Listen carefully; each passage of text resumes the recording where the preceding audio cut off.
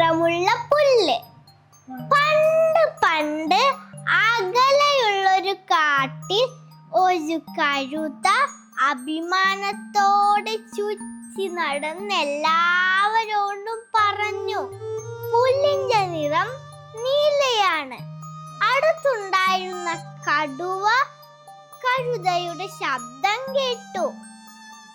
അവൻ കഴുതയെ നോക്കി, എന്നിട്ട് പറഞ്ഞു, അല്ല, പുല്ലിന്റെ നിറം പച്ചയാണ്. കഴുതുറച്ചു നിന്നു. ഞാൻ നിങ്ങളോട് പറയുന്നു, പുല്ലിന്റെ നിറം നീലയാണ്. കടുവ പുഞ്ചിരിച്ചെങ്കിലും നിശബ്ദനായി. ഇത് കണ്ട ഒരു കൂട്ടം മൃഗങ്ങൾ അവിടെ ഒത്തുകൂടി. കടുവയും കഴുതയും പുല്ലിന്റെ നിറത്തെ ചൊല്ലി തർക്കമായി. രണ്ടുപേരും പിന്മാറിയില്ല. അങ്ങനെ അവർ സിംഹരാജാവിന്റെ അടുത്തേക്ക് പോയി കാര്യങ്ങളെല്ലാം വിശദമായി പറഞ്ഞു.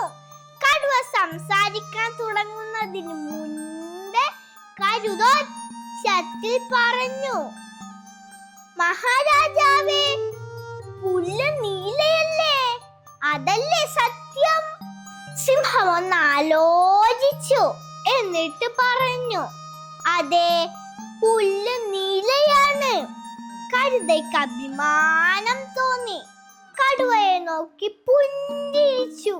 പെട്ടെന്ന് കഴുത പറഞ്ഞു, ഉന്നതനായ രാജാവേ, കടുവയെ ശിക്ഷിക്കൂ. അവൻ എന്നോട് വാദിക്കുകയും എന്റെ സമയം പാഴാക്കുകയും ചെയ്തു. സിംഹം കടുവയുടെ നേരെ തിരിഞ്ഞു നോക്കി, എന്നിട്ട് പറഞ്ഞു, കഴുതയോട് വാദിച്ചതിന് നീ ഒരാഴ്ച മിണ്ടാതിരിക്കണം. ഇത് കേട്ട് കഴുത അഭിമാനത്തോടെയും ഏറെ അഹങ്കാരത്തോടെയും തിരിച്ചുപോയി. ഏറ്റവും വലിയ പോരാട്ടത്തിൽ വിജയിച്ചതുപോലെ കടുവ ഞെട്ടിപ്പോയി. പക്ഷെ തിരുമേനി, പുല്ല് പച്ചയാണ്. സിംഹം മറുപടി പറഞ്ഞു, അതെ, നീ പറഞ്ഞത് ശരിയാണ്, പുല്ല് പച്ചയാണ്. പക്ഷേ അതല്ല പ്രശ്നം. വിയോജിച്ചതിനല്ല ശിക്ഷ.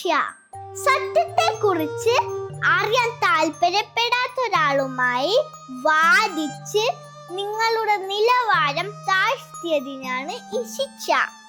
കഥ ഇഷ്ടപ്പെട്ട കൂട്ടുകാരെ, നല്ലൊരു കഥയുമായി നമുക്ക് വീണ്ടും കാണാം.